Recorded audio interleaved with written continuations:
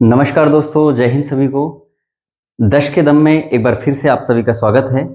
आज हम बात करने वाले हैं एक महत्वपूर्ण टॉपिक मानव रोग के बारे में, मानव रोग और उपचार। इससे संबंधित जो महत्वपूर्ण प्रश्न हैं उनकी पूरी सीरीज अपन लेके आए हैं और उसमें हम ऐसे टॉपिक लेंगे, ऐसे प्रश्न लेंगे जो विगत एग्जामों में आए हैं या आने वाले एग्जामों में आने की संभावना है।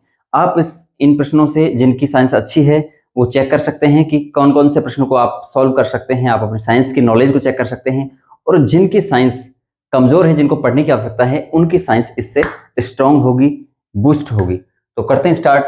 सबसे पहले आज का पहला प्रश्न आपके सामने, निम्नलिखित में से कौन सा सुमेलित नहीं है? ऐसे प्रश्न खूब आते हैं। हाल ही में जो सीईटी का एग्जाम हुआ ग्रेजुएशन लेवल का, उसमें भी इस टाइप के प्रश्न थे और आने वाले एग्जामों में भी इस प्रकार के प्रश्नों की संभावना है। तो निम्न में से कौन सा सुमेलित नहीं है, यानी कि अलग है, युग्म जो है गलत है, ऐसे भी कह सकते हो आप। तो डीपीटी, डीपीटी के सामने लिखा हुआ है टीका। क्या डीपीटी टीका है, यानी कि वैक्सीन है क्या? बिल्कुल ठीक। डीपीटी जो है डिप्थीरिया पर्टिटस टिटेनस, ये टीका है, वैक्सीन है। और तो ये इसका मतलब ठीक है। हमें बताना है जो सुमेलित नहीं है, यानी जो सही युग्म सही नहीं है। सेकंड ऑप्शन है डॉट्स। इसके सामने क्षय रोग, हम जानते हैं डॉट्स क्षय रोग जो टीबी का रोग है उससे बचाने का एक तरीका है, जिसमें direct observe treatment short time, इसका पूरा नाम है डॉट्स का। इसको यूज किया जाता है टीबी या क्षय रोग के लिए। इसके अलावा एड्रेनलिन के सामने लिखा हुआ है हार्मोन। क्या एड्रेनलिन हार्मोन है क्या? बिल्कुल ठीक है, एड्रेनलिन हार्मोन है। इसके अलावा AB प्लस रक्त समूह सर्वदाता, AB प्लस रक्त समूह है क्या? ठीक है, AB ब्लड ग्रुप है। सामने लिखा हुआ है सर्वदाता, क्या ये सर्वदाता है? नहीं। हमने पिछली वीडियो में जो ब्लड ग्रुप से संबंधित थी उसमें बताया था, बात की थी कि AB जो ब्लड ग्रुप है वो सर्वदाता नहीं है, बल्कि क्या है? सर्वग्राही। क्या है ये? सर्वग्राही है। और सर्वदाता कौन सा है? सर्वदाता है O। इसलिए हमारा विकल्प होगा चौथा, क्योंकि ये इसमें पूछ रहा है सुमेलित नहीं है, तो विकल्प आ जाएगा अपना नंबर 4। ठीक है। सेकंड प्रश्न है, एलिसा टेस्ट किस बीमारी की जांच के लिए किया जाता है? यानी जो एलिसा टेस्ट है उससे कौन सी बीमारी की जांच की जाती है, किस बीमारी का पता जो है एलिसा टेस्ट में लगता है? तो यहां पर देखेंगे अपन, एलिसा टेस्ट क्या टाइफाइड के लिए है? नहीं। टाइफाइड के लिए विडाल होता है। टीबी के लिए है? नहीं। कफ टेस्ट होता है इसमें। मधुमेह के लिए अपन देखते हैं अलग से शर्करा का टेस्ट होता है, ये भी नहीं है। एड्स, बिल्कुल ठीक। एड्स जो है उसमें एलिसा टेस्ट के द्वारा एड्स का पता लगाया जाता है। एड्स का पता लगाने के लिए हालांकि कई प्रकार के टेस्ट है, जैसे वेस्टर्न ब्लॉट परीक्षण है, पीसीआर टेक्निक है और एलिसा टेस्ट। तो एलिसा टेस्ट के लिए कौन सा हो जाएगा? एड्स रोग के जांच के लिए। अगला नेक्स्ट प्रश्न है, दुर्दम जिसे बोलते हैं मेलीगेनेट, मेलीगेनेट मलेरिया होता है। दुर्दम या मेलीगेनेट मलेरिया होता है। दुर्दम आप ऐसे भी कह सकते हो सबसे घातक मलेरिया होता है। तो पहली बात तो मलेरिया को लेकर के कई तरह से सवाल आते हैं, जिसे आपसे पूछा जा सकता है कि मलेरिया किस मच्छर के कारण काटने से होता है, तो आप बताएंगे मादा एनाफिलीज। क्या है? मादा एनाफिलीज। इसके अलावा ये तो हो गया मच्छर का नाम, मादा एनाफिलीज मच्छर हो गया।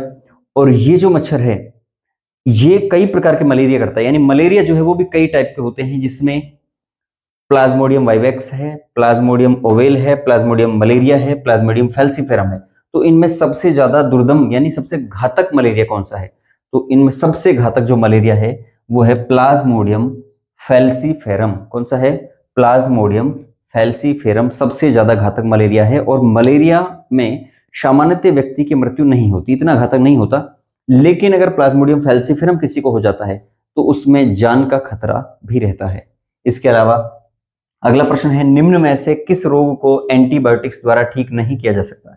यानी ऐसा कौन सा रोग है जिसे एंटीबायोटिक्स द्वारा ठीक नहीं किया जा सकता? तो एंटीबायोटिक्स को बोलते हैं प्रतिजैविक, प्रतिजैविक जिन्हें सूक्ष्म जीवों से प्राप्त किया जाता है और अन्य सूक्ष्म जीवों को, बैक्टीरियाओं को मारने में या उनकी वृद्धि को रोकने में काम आते हैं। तो ऐसा रोग कौन सा है जो एंटीबायोटिक्स द्वारा ठीक नहीं किया जा सकता? ऑप्शन में है कुष्ठ रोग। कुष्ठ रोग किया जा सकता है क्या? तो इसको ठीक किया जा सकता है, एंटीबायोटिक्स देते हैं इसमें। टिटेनस के अंदर, बिल्कुल इसके अंदर जो है अपन एंटीबायोटिक्स काम करती है, देते हैं। मिजल्स, मिजल्स का मतलब होता है खसरा, और ये एक अगर हम खसरी की बात करें तो ये वायरस जनित बीमारी है। कैसी बीमारी है?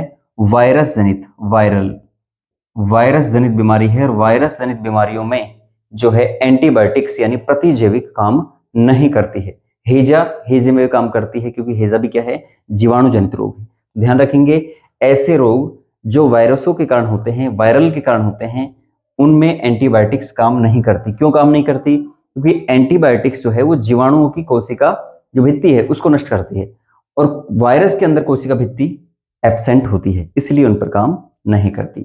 आगे देखिए, अगला प्रश्न है 5 नंबर पर, पेनिसिलिन की खोज किसने की? वेरी वेरी इंपॉर्टेंट प्रश्न। पेनिसिलिन की खोज किसने की, ऐसा पूछा जाए या आपसे पूछा जाए सबसे पहले किस एंटीबायोटिक को खोजा गया, तो पेनिसिलिन एक एंटीबायोटिक का नाम है, और इसकी खोज एडवर्ड जेनर ने भी नहीं की, रॉबर्ट कोच ने नहीं, रॉबर्ट हुक को इसी के बारे में जानते हो, अलेक्जेंडर फ्लेमिंग, बिल्कुल राइट आंसर, अलेक्जेंडर फ्लेमिंग ने सबसे पहले जो है पेनिसिलिन, जो एक तरह से एंटीबायोटिक्स है, प्रतिजैविक है, उसको पेनिसिलियम नोटेटम नामक कवक यानी फंगस से खोजा, तो उसका नाम है अलेक्जेंडर फ्लेमिंग। इन्होंने इन्हें सबसे पहले खोजा। और पेनिसिलिन का यूज जो है वो किया जाता है बैक्टीरिया वाले रोगों पर, यह संक्रामक रोगों में इसका विशेषकर यूज किया जाता है। अगला प्रश्न है, भारत में सर्वाधिक होने वाली टीबी है।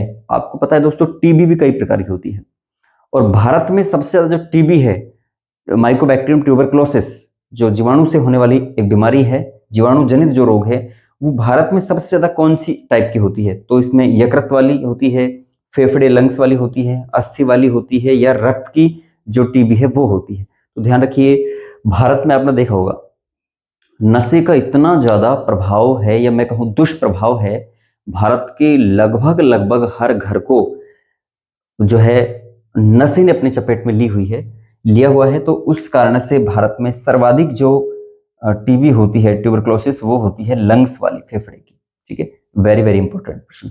अगला प्रश्न इसमें देखिए हम, नेक्स्ट 7 नंबर पर,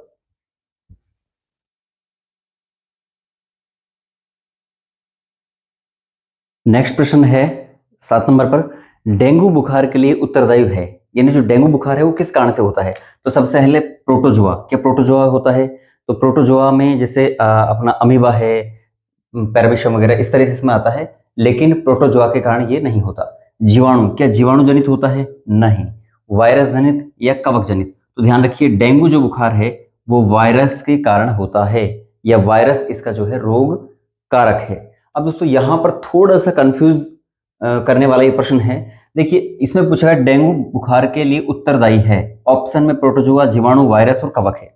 हमने पढ़ा है डेंगू जो बुखार होता है वो होता है कैसा? मच्छर के कारण होता है, और उस मच्छर का हम नाम रखेंगे मादा एडिस मच्छर। क्या नाम है? मादा एडिस मच्छर। यह पूरा नाम है मादा एडिस इजिप्टाई, एडिस के नाम से जानते हैं, इजिप्टाई, मादा एडिस इजिप्टाई मच्छर, इसको इस नाम से जानते हैं। कई जगह एडिस मच्छर लिख देते हैं, कहीं पर आपको इजिप्टाई भी मिल सकता है।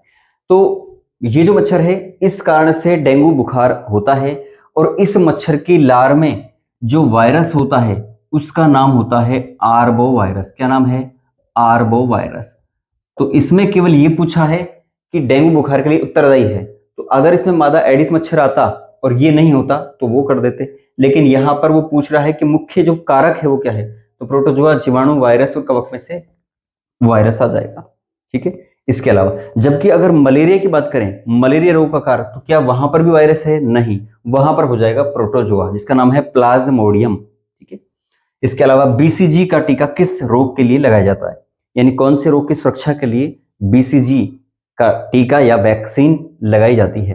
तो सबसे पहले है हेजा, काली खांसी, टीबी और टिटेनस। इनमें से किसके लिए बीसीजी टीका यूज होता है? तो बीसीजी का पूरा नाम है बैसिलस, बैसिलस कैलीमिटी ग्यूरिन, कैलीमिटी ग्यूरिन इसका पूरा नाम है, यानी बीसीजी का पूरा नाम बैसिलस कैलीमिटी ग्यूरिन। और ये जो टीका है बीसीजी का, वो किया जाता है किसके लिए? टीबी के लिए। टीबी क्षय रोग, या इसी बोलते हैं तपेदिक भी बोलते हैं, इसको क्या बोलते हैं? तपेदिक, या इसको क्षय रोग, ये इससे जानते हैं। तो इस बीसीजी टीके से जो है टीबी रोग नहीं होता, या इससे बचाव के लिए इसको यूज किया जाता है। इसके अलावा टीका जो मोतीझरा से सुरक्षा प्रदान करता है, मोतीझरा रोग नाम सुना होगा दोस्तों। इससे पहले जो जीवाणु जनित और वायरस जनित जो रोग है उनके बारे में वीडियो बनाई हुई है, उस वीडियो में विस्तार से इसके बारे में बताया हुआ है। तो बीसीजी का टीके के बाद में अपन बात करेंगे टीका जो मोतीझरा से सुरक्षा प्रदान करता है। मोतीझरा रोग आपने सुना होगा, इसको मोतीझरा भी बोल देते हैं। इसी का नाम जो है टाइफाइड भी है। इसे क्या बोलते हैं? टाइफाइड। और इसी का नाम है मियादी बुखार, मियादी बुखार या मियादी ज्वर। और इसी का नाम है आंत्रीय ज्वर या आंतों का बुखार, आंत्रीय ज्वर। ठीक है, तो ये सारे नाम इसी के हैं मोतीझरा का। और इससे सुरक्षा के लिए डीपीटी, टीएबी, बीसीजी, ओपीवी, तो इसमें आ जाएगा टीएबी। क्या आ जाएगा? टीएबी, टाइफाइड ए और टाइफाइड बी। ठीक है, ये इसका नाम है मोतीझरा से सुरक्षा प्रदान करने के लिए। अगला प्रश्न है अपना इरिथ्रोब्लास्टोसिस फिटेलिस, इरिथ्रोब्लास्टोसिस फिटेलिस। और ये जो प्रश्न है सबसे शानदार, और वर्तमान में जो एग्जाम चल रहे हैं उसमें ऐसे प्रश्न बहुत अच्छे पूछे जाते हैं। आप अभी तक जो ये प्रश्न है उसमें से कितने प्रश्नों का जवाब आपने दिया? आप 10 में से 10 आपने राइट बताया, या 10 में से 8 या 5, कितने आपने बताया वो मुझे बताइए कमेंट करके, ताकि आपकी जो नॉलेज है वो कैसी है वो पता लग सके। और अंतिम जो प्रश्न है इरिथ्रोब्लास्टोसिस फिटेलिस, इस प्रश्न के बारे में आपको ये जानना चाहिए कि इस रोग को एक नाम और देते हैं, इसे बोलते हैं गर्भ रक्ताणु कोरकता। क्या नाम है? गर्भ रक्ताणु कोरकता। जी हाँ, इसी रोग का नाम है गर्भ रक्ताणु कोरकता। और ये रोग कब होता है? तो इसमें ऑप्शन में है पति RH प्लस, पत्नी RH प्लस, पति RH नेगेटिव, पत्नी RH नेगेटिव, पति RH प्लस और पत्नी RH माइनस, पति RH माइनस और पत्नी जो है RH प्लस। यानी कि ये रोग जो है कब होता है, किस स्थिति में होता है? तो दोस्तों ये RH प्लस और RH माइनस क्या है? जो ब्लड ग्रुप है, ब्लड ग्रुप में किसी भी व्यक्ति का ब्लड कुछ भी हो, A B A B O, इन ब्लड ग्रुपों में से या तो ए पॉजिटिव होगा या ए नेगेटिव होगा, या तो बी पॉजिटिव होगा या नेगेटिव होगा। तो जो पॉजिटिव और नेगेटिव है ये दरअसल RH कारक है। अगर पॉजिटिव है तो RH पॉजिटिव है, और ब्लड ग्रुप अगर नेगेटिव है कोई भी, तो इसका मतलब क्या है? RH नेगेटिव है। अब इसमें होता क्या है कि ये रोग कब होता है, यानी किस स्थिति में ये रोग होता है? तो पति का RH कारक अगर प्लस हो, क्या हो? प्लस, और पत्नी का रोग कारक जो है वो माइनस हो, तो उस कंडीशन में ये रोग हो जाता है, यानी जिसे बोलते हैं इरिथ्रोब्लास्टोसिस फिटेलिस, गर्भ रक्ताणु कोरकता। और इस रोग में जो पहली संतान है वो सामान्य होती है, लेकिन दूसरी या तीसरी जो संतान है वो गर्भ के अंदर ही जो है उसकी ब्लड का क्लूटिंग होने के कारण, समूहन होने के कारण जो है गर्भ में बच्चे की जो है मृत्यु हो जाती है। तो महत्वपूर्ण रोग है, यानी कि अब आपको जो मैरिज वगैरह भी करनी हो तो उसके लिए भी आपको पहले अपना ब्लड ग्रुप टेस्ट करवा लेना चाहिए। जी हाँ, ऐसे ना हो कि आने वाली जो परेशानी है उससे बचने के लिए आपको पहले ही अपना ब्लड ग्रुप चेक करा करके, जांच करके, और फिर जो है शादी का कदम उठाना चाहिए। ठीक है, तो आज के लिए इतना ही, मिलते हैं नेक्स्ट वीडियो में। आज के लिए थैंक यू।